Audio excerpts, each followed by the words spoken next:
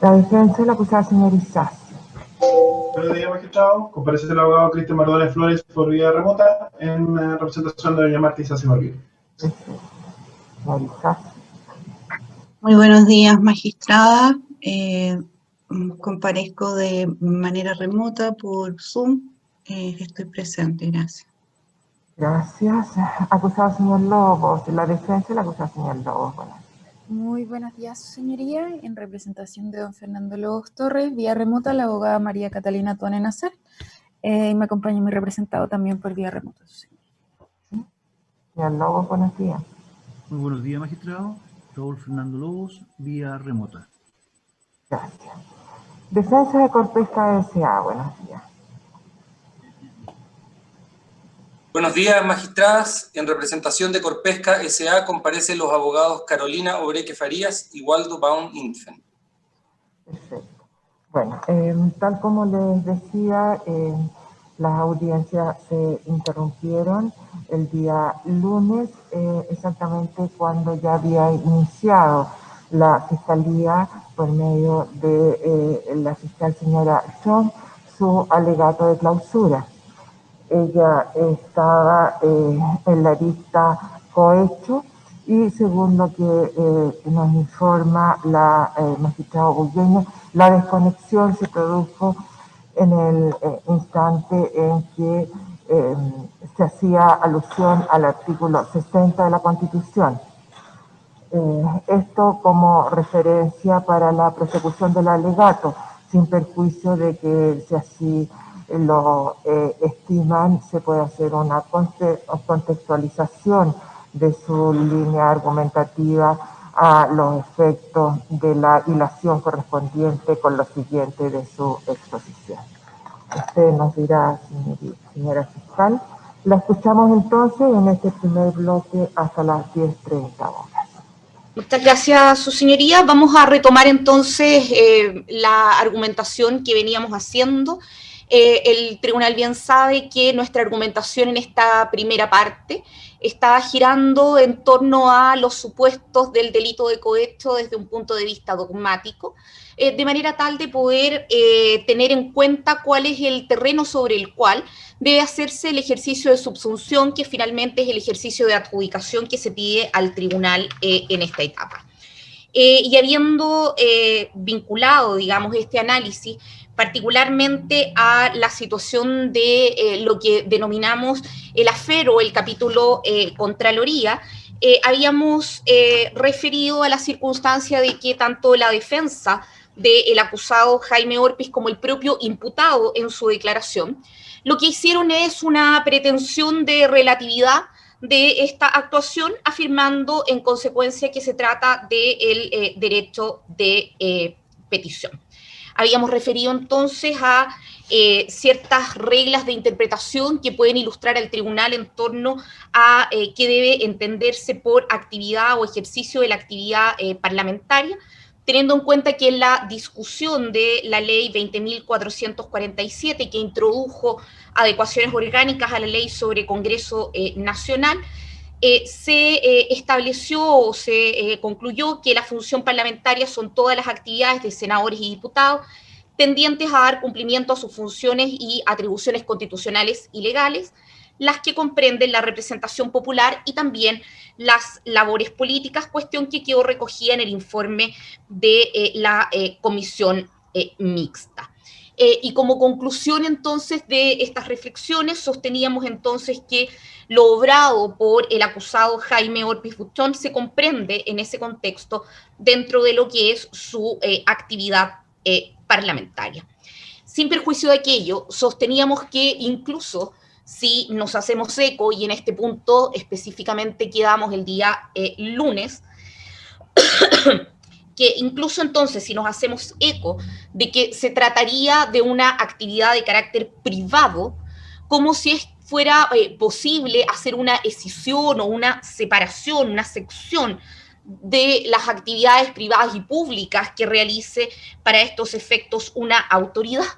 Esto sería de todas maneras constitutivo de una infracción del artículo 60 de la Constitución Política de la República, norma que veíamos sanciona con el cese del cargo de diputado o senador, es decir, establece una sanción de la máxima gravedad de aquellas infracciones contenidas en la Constitución para aquellos casos en que diputados o senadores durante su ejercicio actúen como procurador o agente en gestiones particulares de carácter administrativo. Y para estos efectos debemos recurrir o podemos recurrir a las actas de la comisión redactora de la Constitución del año 80, quienes en particular y a propósito de esta norma, de esta infracción, establecen que esas gestiones son aquellas que tratan de satisfacer un interés particular por encargo o en representación y debe tratarse de una gestión de carácter administrativo, cuyo es el caso precisamente de la presentación realizada ante la Contraloría General de la República. En nuestro alegato de apertura citamos también al profesor Juan Pablo Mañalich, quien respondiendo a una consulta del Consejo de Defensa del Estado en un informe en derecho en el cual va a profundizar muy probablemente la parte querellante, concluye en el mismo sentido que atendidas las circunstancias de comisión de esta concreta actuación en favor de los intereses de Corpesca, el senador realiza en relación con esta gestión y otras múltiples gestiones y actuaciones que contaban como actos propios de su cargo en cuanto se trata de actos inmediatamente vinculados al desempeño de su condición de congresista, lo cual es válido para todas las intervenciones en la tramitación de diversos proyectos de ley, en la votación a favor de uno o dos de los miembros del Consejo Nacional de Pesca y, por cierto, para la presentación que realiza ante la Contraloría General de la República. Todavía en este ámbito de carácter normativo o dogmático y respecto de los hechos atribuidos a la acusada Marta Isasi, las solicitudes de dinero, las solicitudes de beneficios económicos para efectos de votar en sala o en comisiones varios proyectos de ley conforme las instrucciones realizadas por Francisco Mujica Ortúzar desde la compañía Corpesca, sin que la acusada revelara en ningún momento la existencia de un motivo de inhabilitación, constituyen conductas reiteradas del artículo 248 bis del Código Penal. Al igual que los senadores, los diputados deben ejercer su cargo con preeminencia del interés general por sobre el interés particular.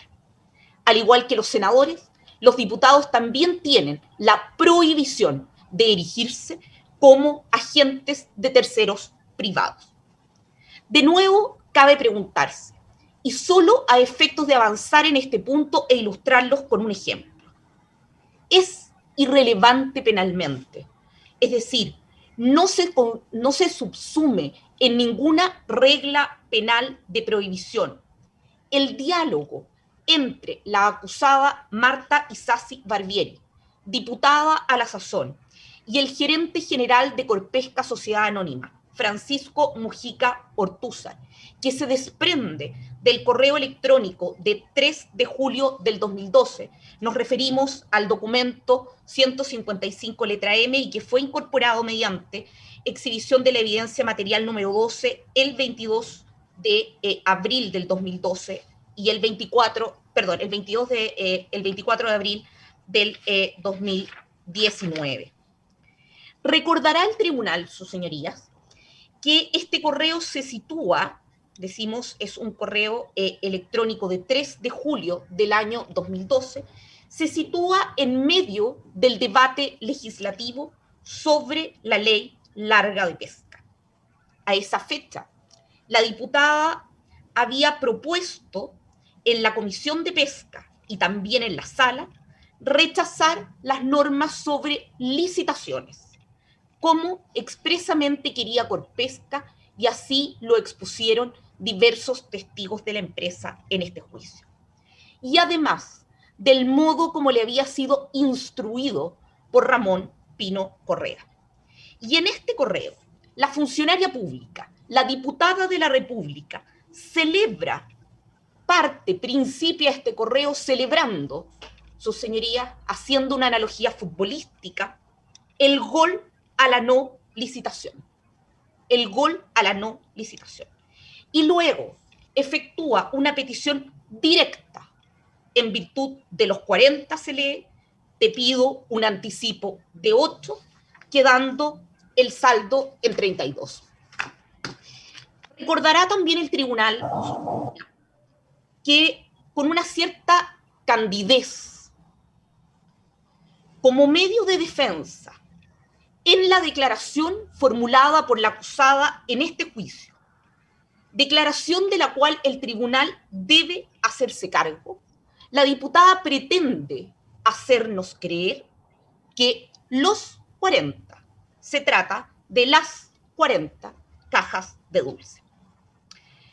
No obstante, su señoría, además de las inferencias que el tribunal puede hacer en su rol de ponderación de la prueba rendida respecto de la cuestión semántica, le pedimos al tribunal que se transporte a la declaración de Francisco Mujica Ortúzar, cuya declaración, sus señorías recordarán, se inicia en la audiencia número 158 de este juicio el 28 de noviembre del año 2019, y en particular, al término de la audiencia número 159, del 29 de noviembre del año 2019, al cierre de la audiencia, donde el condenado Francisco Mujica, condenado por sobornos, es confrontado con este correo, tras explicitar y calificar esta petición como un anhelo de la acusada para obtener financiamiento electoral,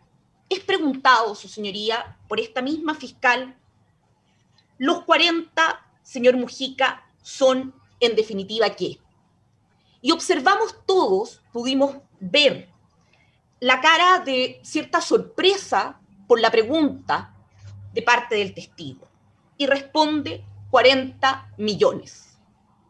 Y ante nuestra insistencia, 40 millones ¿de qué?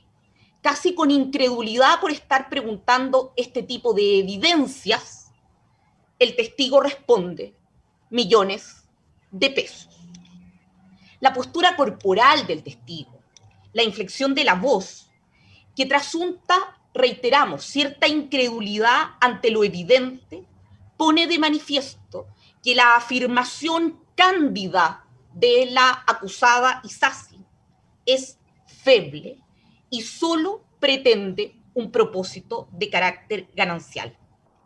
Quien manejó por años la billetera de Corpesca con muy tenues y débiles controles, quien es el destinatario de esta petición a la cual denomina anhelo, tiene muy claro que la solicitud era una solicitud de beneficios económicos, una solicitud de dinero, 40 millones de pesos.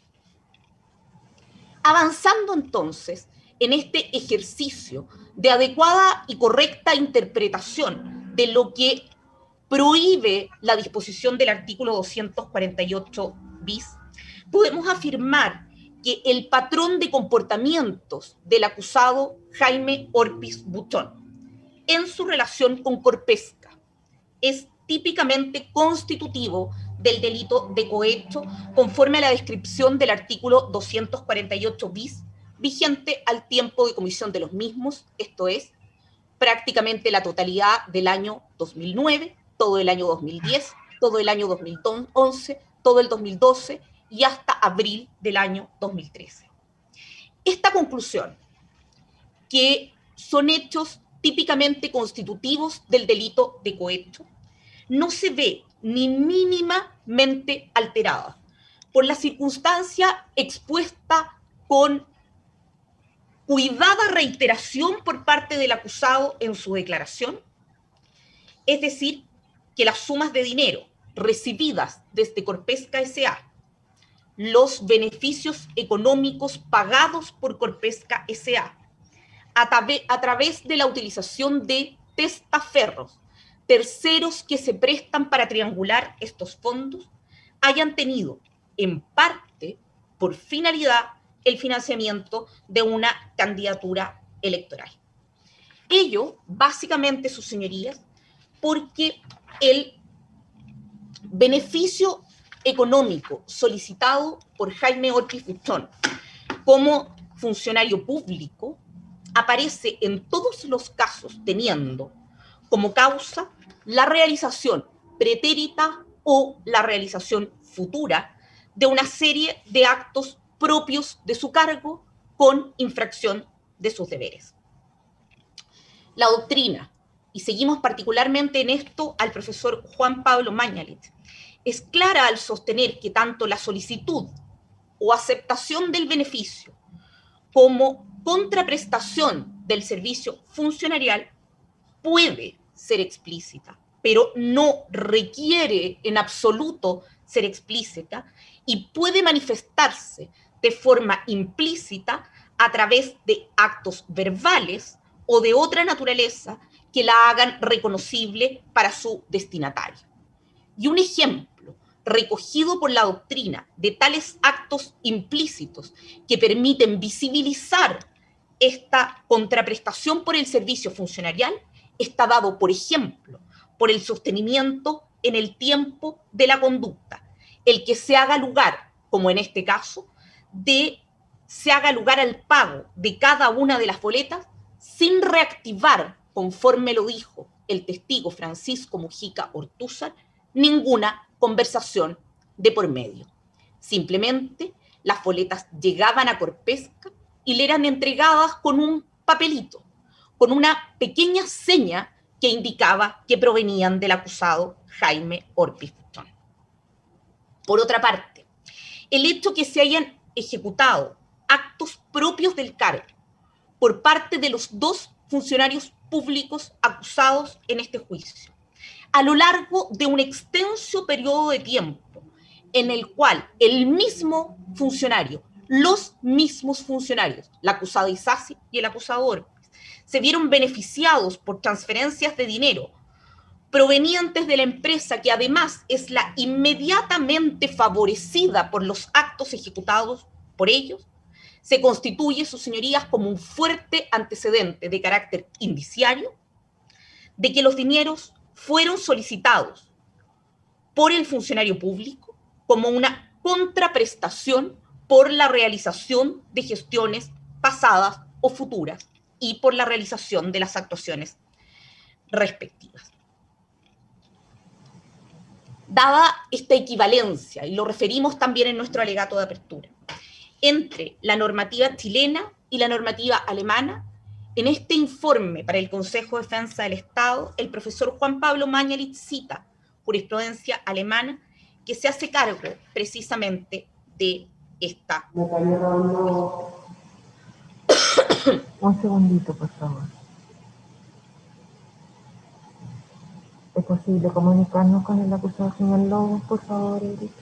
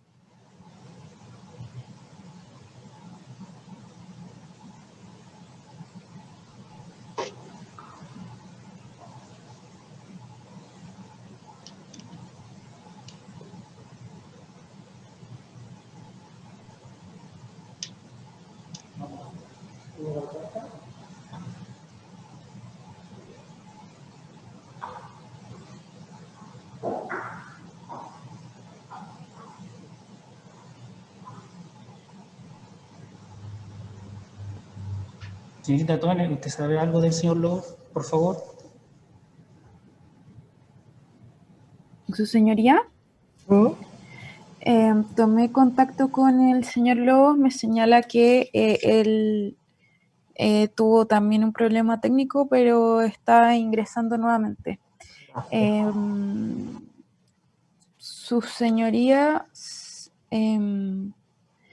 En este punto no sé cómo podríamos hacerlo, por si él se vuelve a salir en el fondo, no es que él no se vaya, digamos, es que tiene un problema como conexión de internet y para no en el fondo seguir interrumpiendo a la Fiscalía en su alegato de clausura, por si es que llega a volver a pasar, digamos. Vamos a ver cómo evoluciona el asunto y veremos las medidas que se pueden adoptar al respecto. Muchas gracias, señoría. Ahí volvió a ingresar. Ahí está el señor Lobo magistrado. Don Raúl, ¿me escucha?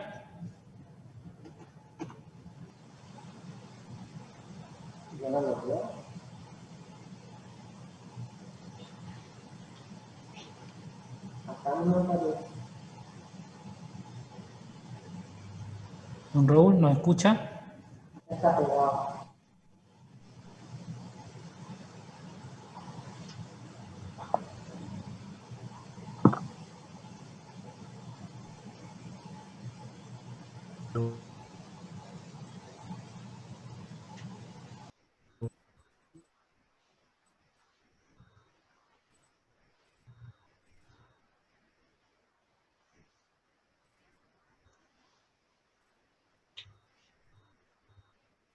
Sí, lo escucho.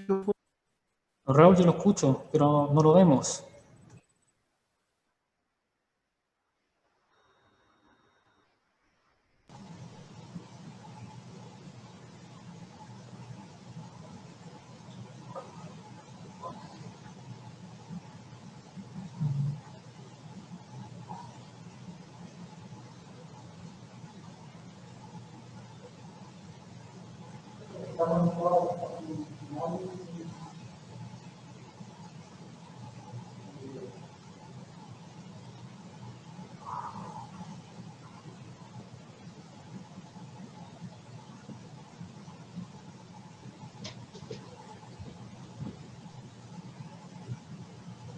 Don Raúl, ¿me escucha?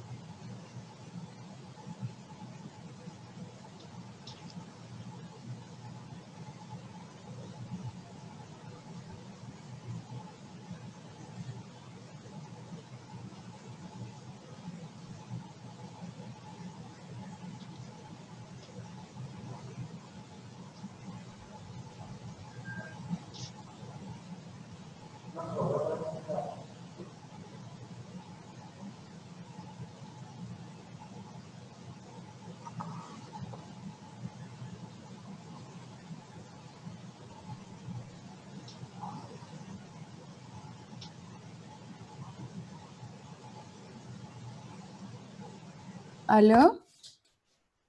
¿Aló? Escuchamos defensa del acusado, señor Lobo. Sí, ahí aparentemente se logró conectar de nuevo su señoría.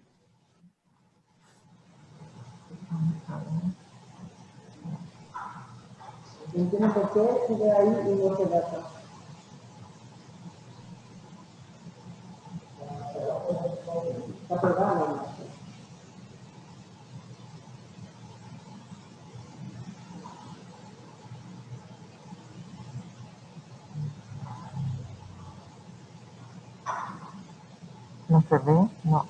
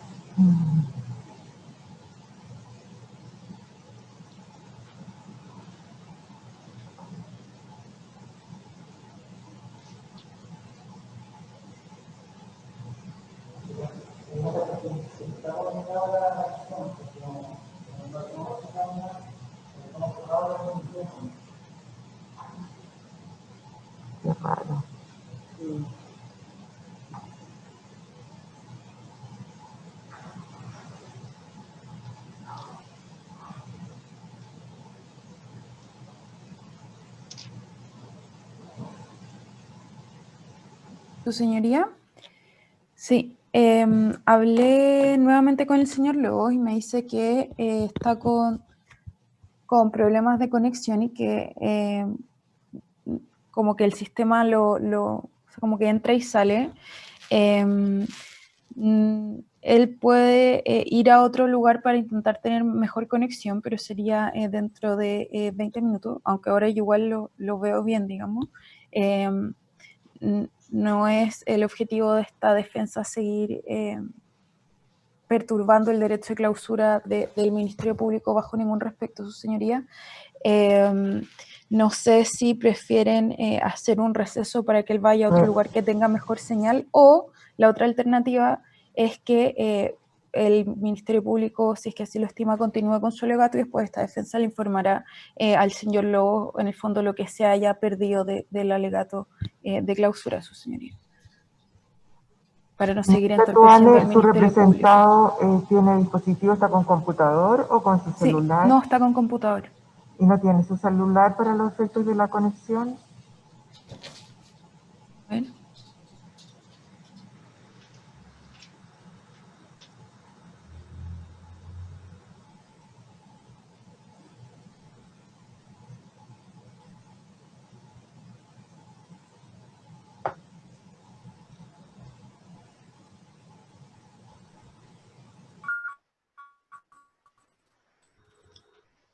Catalina.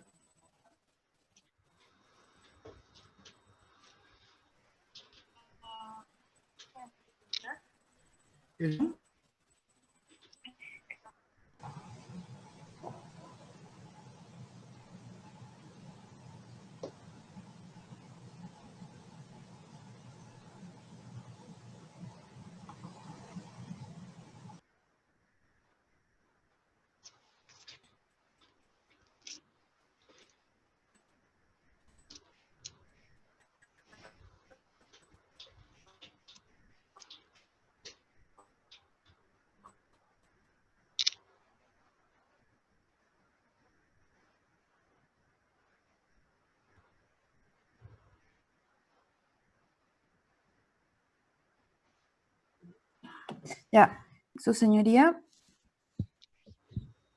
Sí, me dice que efectivamente tiene dispositivo móvil, sin embargo, también trató de conectarse por esa vía, pero también se cae. Entonces, él puede llegar en 10 o 20 minutos a otro lugar donde tendría mejor señal. De hecho, ahí se volvió a conectar, pero entra y sale. Quiero pedir desde ya las disculpas pertinentes por todas estas interrupciones. Un segundo, entonces, el tribunal va a resolver.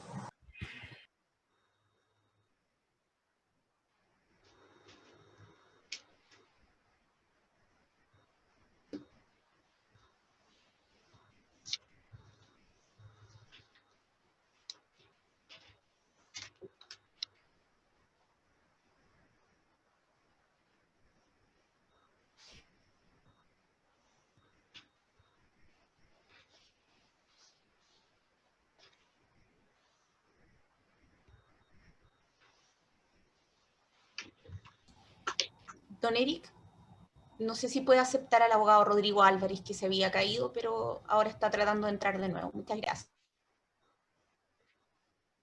Esto, fiscal, ahí está ingresando. Muchas gracias, Don Eric.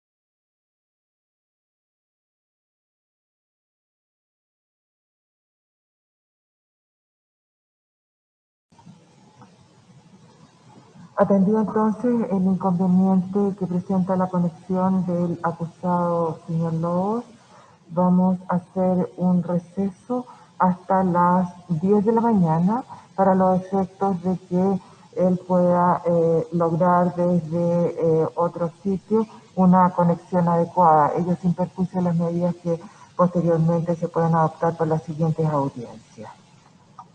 Muchas gracias, señoría. Hacemos Yo un le receso informaré. entonces, hacemos un receso hasta las 10 de la mañana. Gracias, señor. Gracias, señoría.